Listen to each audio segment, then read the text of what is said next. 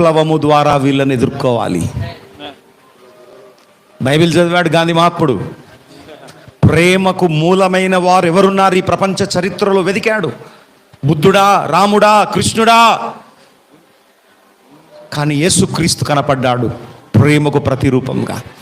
యేసుక్రీస్తు బోధనలు కనపడ్డాయి. నీ కుడి చెంప మీద ఎవరైనా కొడితే ఇంకో చెంప కూడా తిప్పి చూపెట్టమని చెప్పిన యేసుక్రీస్తు కనపడ్డాడు. గాంధీకి ఒక విషయం అర్థమైంది. ప్రేమ ఉద్యమము ద్వారా ఇంగ్లీషీలను నేను భారతదేశంలో నుంచి తరిమేస్తాను. నన్ను ట్రైన్లో నుంచి తరిమేశారు కదా, మా దేశములో నుంచి నిన్ను తరిమేస్తాను. ఎట్లా తరుముతా? కత్తి పట్టుకోను, ఆయుధం పట్టుకోను, ఈవెన్ నా ఒంటి మీద ఉన్న వస్త్రాలను కూడా నేను త్యాగం చేస్తా, దిగంబరంగా నిలబడతాను. ప్రేమ అనే ఆయుధముతో నేను జయిస్తాను మీ